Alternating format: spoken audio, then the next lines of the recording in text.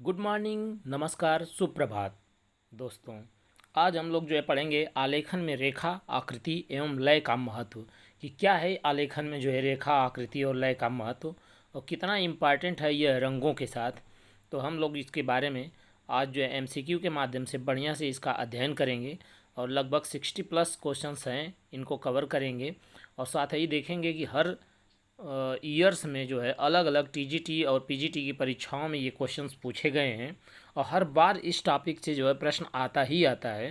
तो इसको मिस नहीं कर सकते हैं, ये बहुत ही इम्पॉर्टेंट चैप्टर है और हर बार इससे प्रश्न देखने को मिलता है। तो ज़्यादा समय न लेते हुए हम लोग इस टॉपिक को शुरू करेंगे। तो स्वागत करता हूं मैं आपका बॉम्बे आर्ट ऑफिशियल के यूट्यूब चैनल पे। मैं हूं त्रिभुवन यादव। आइए स्टार्ट करते हैं। तो पहला क्वेश्चन है, चंबा की रेखाएं किस रंग से बनाई गई हैं? तो जो चंबा की रेखाएं हैं वो बनाई गई हैं लाल और काले रंग से। तो क्या है चंबा की रेखाएं? लाल या काले रंग से बनाई गई हैं, ठीक है। इस शैली के चित्रों में कोमल और बारीक रेखाओं का प्रयोग हुआ है। इस शैली की रेखाओं में जहांगीर कालीन मुगल शैली की विशेषताओं की छाप दिखाई देती है। इस तरह की डिटेल्स मैं ले आया हूँ, आप देख सकते हैं। नेक्स्ट,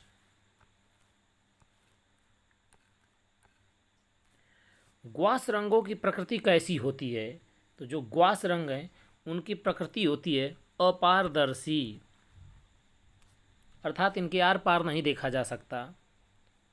आइए देखते हैं ग्वास रंगों से संबंधित डिटेल्स को। क्या है ये? तो ग्वास रंगों की जो प्रकृति है वो अपारदर्शी होती है। ग्वास का अर्थ गाढ़ा लेप होता है। चित्रों में प्रायः पोस्टर, तैल या टेम्परा माध्यमों से इस प्रकार के अपारदर्शी रंग लगाए जाते हैं। तैल, पोस्टर तथा टेम्परा चित्रण में अधिकतर अपारदर्शी रंगांकन ही होता है। नेक्स्ट,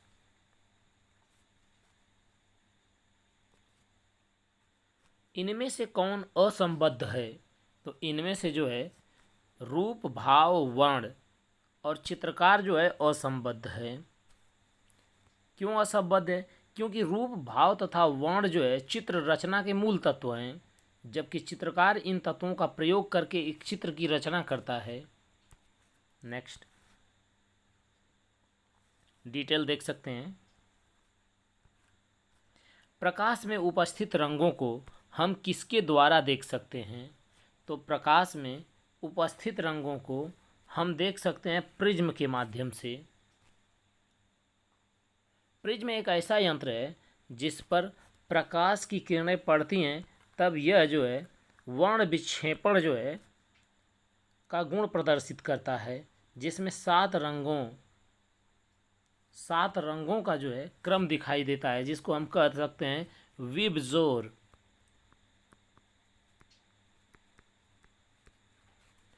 इसका मतलब होता है violet, indigo, blue, green, yellow, orange और रेड। नेक्स्ट,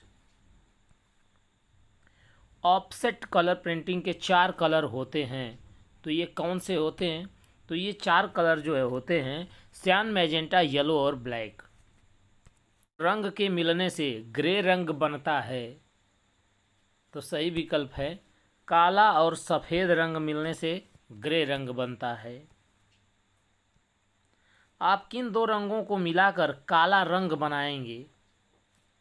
तो हम लाल और नीला रंग मिलाकर काला रंग बना सकते हैं। चित्रकार के लिए नीला, लाल एवं पीला रंग प्राथमिक रंग होते हैं, जबकि बैगनी, हरा और नारंगी द्वितीयक रंग होते हैं। तो देखिए, नीला, लाल और पीला प्राथमिक रंग और बैगनी, हरा और नारंगी द्वितीयक रंग होते हैं। प्राथमिक और द्वितीयक रंगों के संयोजन से ही अन्य रंगों को प्राप्त किया जाता है। काले रंग को प्राप्त करने के लिए प्राथमिक रंगों नीला, लाल एवं पीला रंग को एक साथ मिलाना पड़ेगा।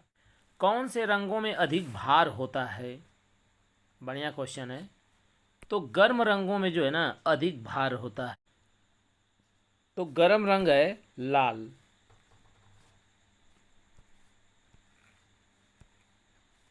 प्रकाश युक्त एवं अक्षपटल की उत्तेजना के विचार से कुछ वर्ण जो है गर्म और शीतल माने जाते हैं। लाल और नारंगी गर्म हैं, नीला एवं हरा शीतल हैं, पीला एवं बैगनी उष्ण हैं और न ही शीतल हैं। कौन? पीला और बैगनी ना तो गर्म है ना ही ठंडे हैं। लाल रंग किसका प्रतीक है? तो लाल रंग जो है पराक्रम का प्रतीक है, वीरता का प्रतीक है। नेक्स्ट, कौन सा रंग ठंडा होता है? तो लाल पीला काला तो जो है गर्म रंग है, लेकिन जो नीला रंग है वह रंग ठंडा होता है।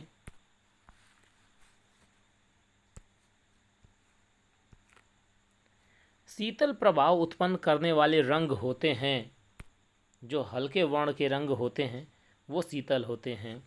तो जिनके साथ लाल जुड़ा होगा वो तो नहीं होगा, तो ये ऑप्शन कैंसिल हो गया। अब बचे दो ऑप्शन। काला जिसमें होगा ये भी नहीं होगा, क्योंकि काला और सफ़ेद जो है तटस्थ रंग होते हैं। अब सही विकल्प है नीला और हरा रंग। प्रजनन एवं विकास का प्रतीकात्मक रंग कौन सा है? तो ये रंग है हरा, यही जो है खुशहाली और समृद्धि का भी है। सर्वाधिक सामंजस्य उत्पन्न करने वाले वर्ण हैं, तो ये हैं लाल और हरा। सर्वाधिक सामंजस्य उत्पन्न करने वाले रंग जो है लाल हरा। सर्वाधिक सामंजस्य उत्पन्न करने वाले वर्ण प्रकृति में पाए जाते हैं, जो देखने में काफ़ी सुखद महसूस होते हैं। रंग चक्र में एक दूसरे के जो है विपरीत दिशा में जो है रहने वाले रंग पूरक रंग कहलाते हैं, जैसे लाल और हरा। नेक्स्ट, रंग क्या है? तो रंग जो है क्या है? रंग प्रकाश का गुण है। आइए इसका डिटेल देखते हैं। हमें वस्तुओं का जो रंग है रंग बोध प्रकाश की किरणों के द्वारा ही होता है। ये प्रकाश की किरणें वस्तु से प्रतिबिंबित होकर रेटिना तक जो है लौटती हैं, तब हमें यह एहसास होता है कि उनके जो है वर्ण या रंग जो है किस रंग के हैं।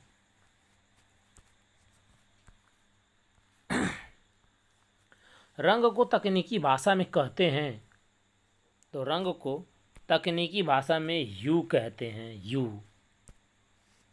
नेक्स्ट,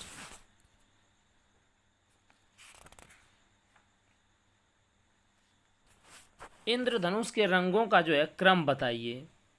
तो इंद्रधनुष के रंगों का क्रम कौन सा है? विबजोर। देखते हैं इस क्रम में कि वायलेट और रेड, सबसे लास्ट में लाल होना चाहिए। तो इस विकल्प में लाल नहीं है, इसमें भी नहीं है, इसमें भी नहीं है, केवल यही एकमात्र विकल्प है जो लाल रंग लास्ट में है। तो हमारा बी विकल्प सही हो जाएगा। नीले के पूरक अथवा विरोधी रंग का नाम बताइए। तो नीले के पीले अथवा विरोधी रंग का नाम जो है नारंगी है।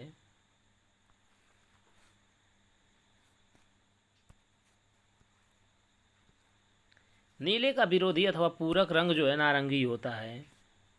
प्राथमिक व द्वितीयक रंगों के मिश्रण से जो रंग बनते हैं उन्हें विरोधी रंग कहते हैं। इस प्रकार नारंगी का विरोधी आसमानी यानी नीला व बैगनी का विरोधी पीला है। लाल का विरोधी रंग हरा होता है। नेक्स्ट, बैगनी रंग का विरोधी कौन सा रंग है? तो ये है पीला रंग। नेक्स्ट, विरोधी रंग कौन से हैं?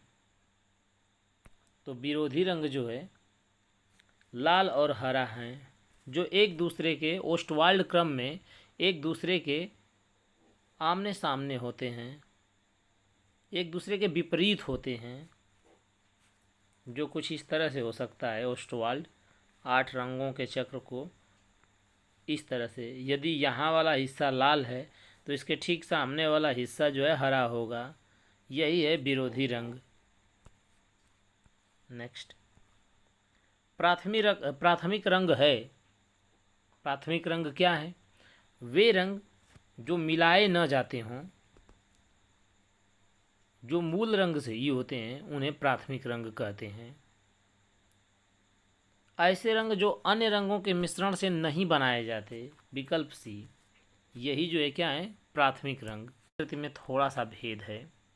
प्रकाश के संदर्भ में प्राथमिक रंग 3 माने गए हैं, लाल, नीला एवं हरा। इन रंगों से अन्य रंग बन जाते हैं। इसके विपरीत चित्रकार के लिए लाल, पीला और नीला प्राथमिक रंग माने जाते हैं। महत्वपूर्ण तथ्यों में देखते हैं, हरा, बैगनी, नारंगी जो है द्वितीयक रंग है, यानी सेकेंडरी कलर्स हैं। क्यों? क्योंकि इन्हें प्राथमिक रंगों के मिश्रण से बनाया जाता है। कैसे? पीला और नीला मिलाने से क्या बनेगा? हरा। नीला और लाल मिलाने से क्या बनेगा? बैगनी। लाल और पीला बनाने से क्या बनेगा? नारंगी। नेक्स्ट, निम्नलिखित में से किन रंगों को मिलाकर नारंगी रंग बनेगा? अच्छा क्वेश्चन है। तो ये बनेगा हमारा पीला और लाल मिलाकर नारंगी रंग बन जाएगा। मूल रंग के समूह कौन से हैं? तो जो मूल रंग के समूह हैं वो हैं लाल, नीला, पीला, नीला, पीला, लाल। नेक्स्ट, द्वितीयक श्रेणी के रंग होते हैं।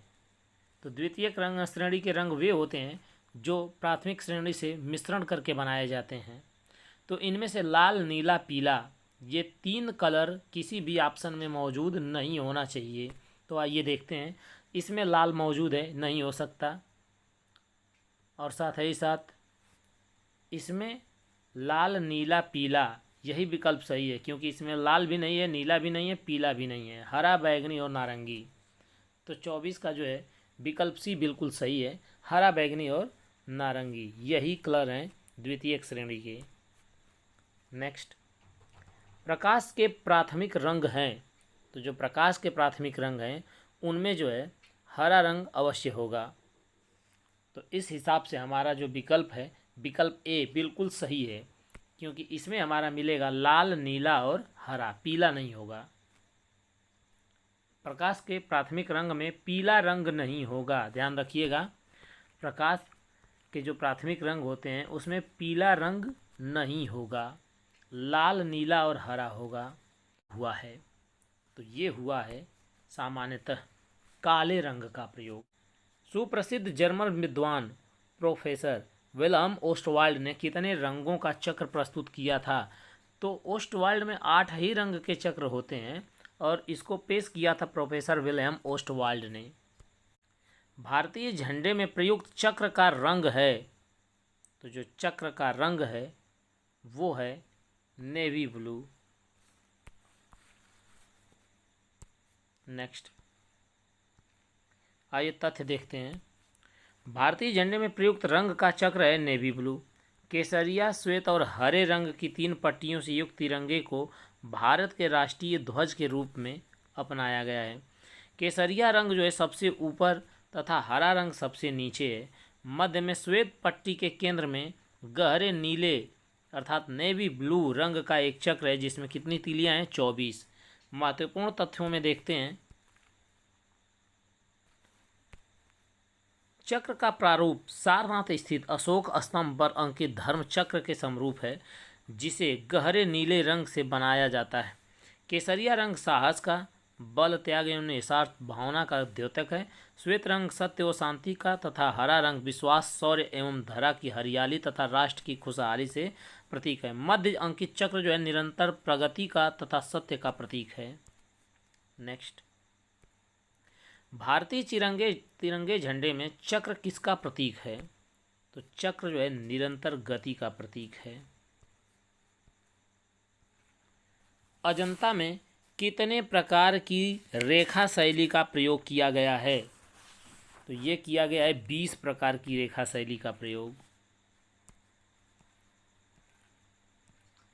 रेखाओं द्वारा भाव प्रदर्शन किस शैली की विशेषता है?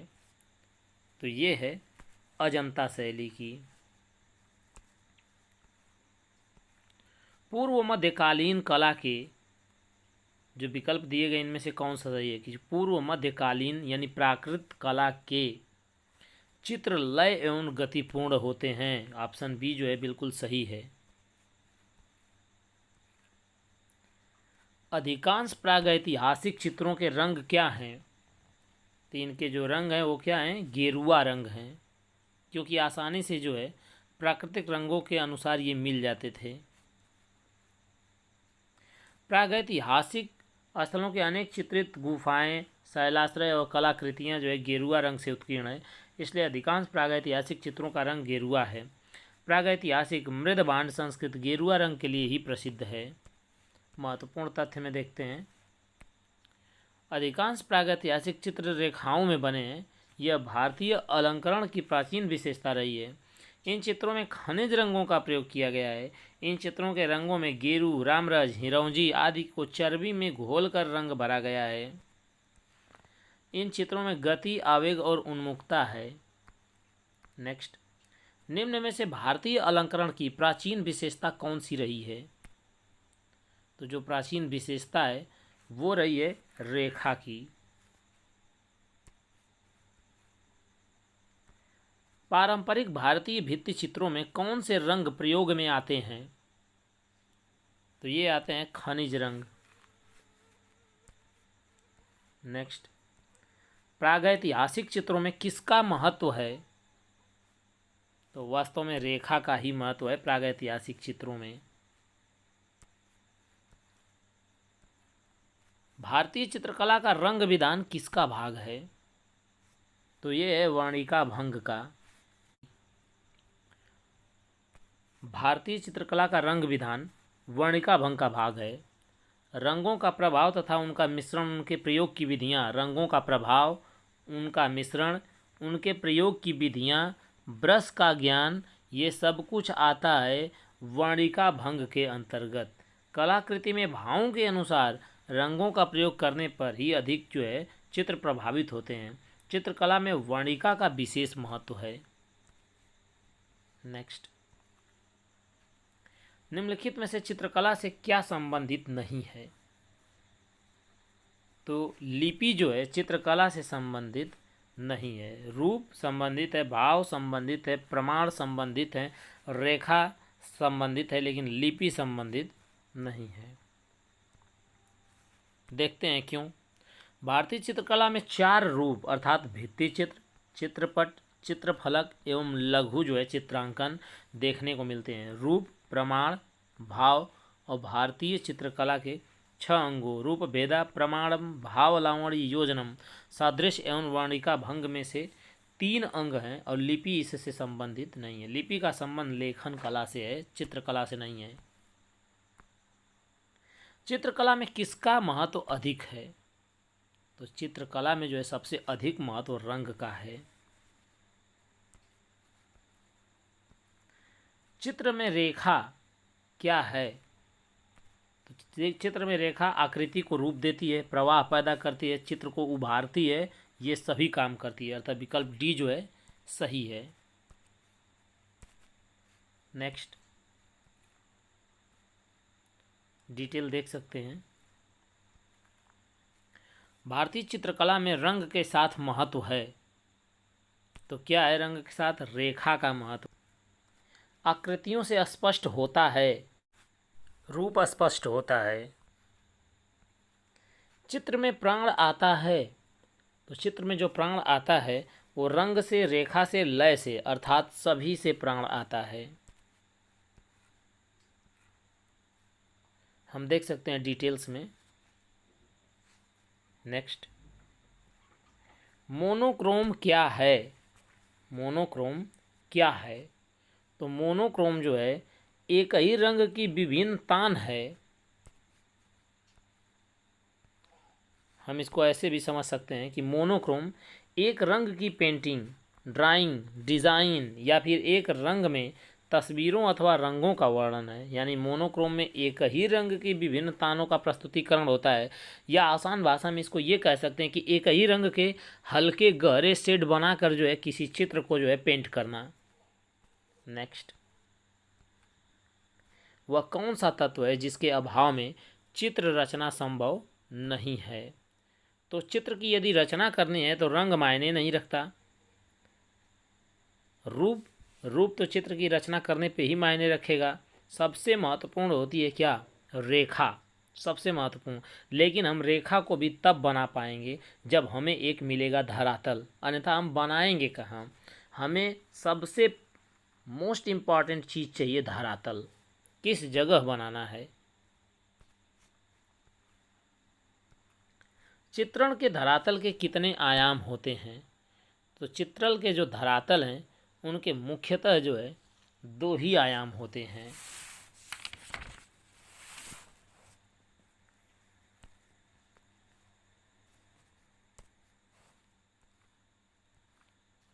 एक पूर्ण चित्र में कितने ग्राउंड सतह हो सकते हैं? तो एक पूर्ण चित्र में जो है मुख्यतः 3 ग्राउंड हो सकते हैं।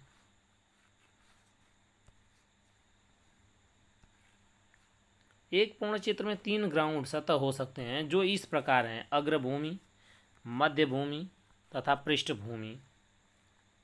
फॉरग्राउंड, मिडल ग्राउंड और बैकग्राउंड। परिदृश्य चित्रों यानी लैंडस्केप पेंटिंग में पूर्ण चित्र वास्तव में इन 3 सतहों से ही निर्मित होते हैं। महत्वपूर्ण तथ्यों में देखते हैं। अग्रभूमि में टुकड़ों यानी पीसेज को मढ़ा जाता है यानी फ्रेम किया जाता है।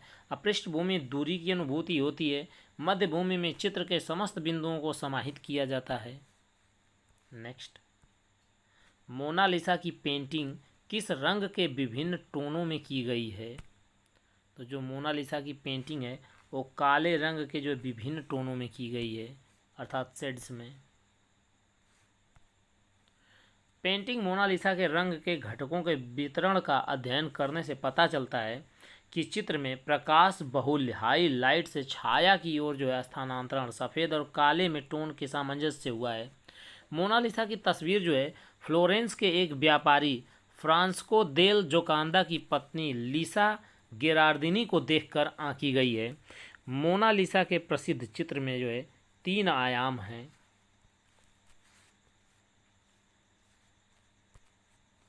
नेक्स्ट, मोनालिसा के जो है प्रसिद्ध चित्र में कितने आयाम हैं? तो 3 आयाम हैं।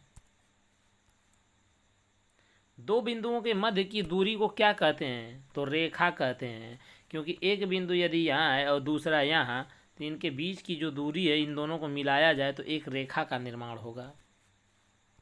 नेक्स्ट, आलंकारिक आलेखन किन रेखाओं से बनाए जाते हैं?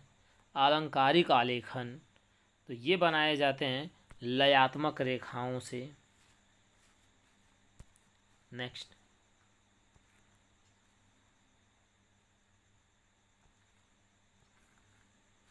समान अथवा सामंजस्यपूर्ण अवयवों की पुनरावृत्ति से उत्पन्न निरंतरता को कहते हैं। तो क्या कहते हैं? कहते हैं लय। नेक्स्ट, चित्र में कर्णवत रेखाएं किस मनोभाव को व्यक्त करती हैं?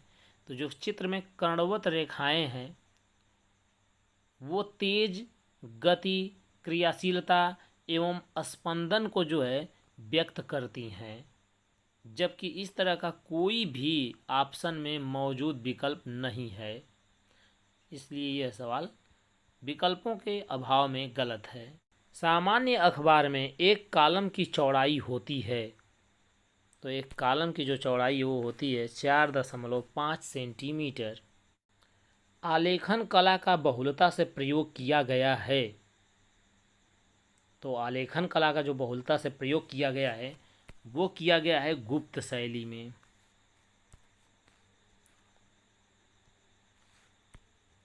कला की दृष्टि से गुप्त काल भारतीय इतिहास का जो है स्वर्ण युग कहा जाता है। गुप्त शैली में आलेखन कला का जो है बहुलता से प्रयोग किया गया है।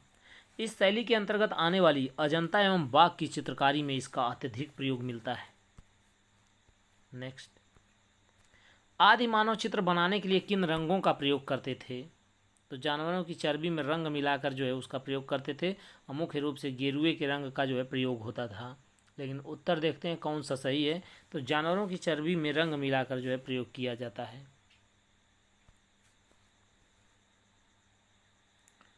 नीचे जो है डिटेल्स दिया गया है, आप चाहें तो वीडियो पॉज करके जो है या स्क्रीनशॉट लेके पढ़ सकते हैं।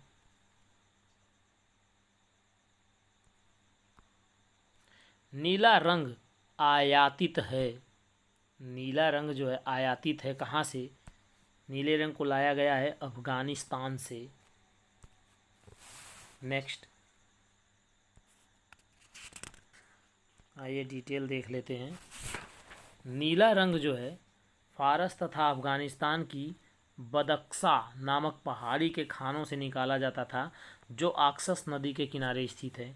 नीले रंग का प्रयोग प्राचीन चित्रों जोगीमारा तथा 5वीं शताब्दी के सिगरिया गुफाओं के चित्रों में भी हुआ है। 6ठी शताब्दी में बने हुए अजंता की दूसरी गुफा के चित्रों में भी इस रंग का प्रयोग हुआ है। तो आज के लिए इतना ही। यदि आपको यह सेशन पसंद आया हो तो इसे लाइक और शेयर ज़रूर करिएगा। और मैंने जो है काइन मास्टर से थोड़ा बदलाव किया है, क्योंकि उसमें जो है प्रश्न जो है ढंक जाते थे, तो मैंने दूसरा वर्जन इसका डाउनलोड किया है। किस प्रकार का जो है आपको इसका एक्सपीरियंस लगा, कमेंट करके ज़रूर बताइएगा। तो हम मिलेंगे ऐसे ही एक नए टॉपिक के साथ। तब तक के लिए आप सभी को जय हिंद।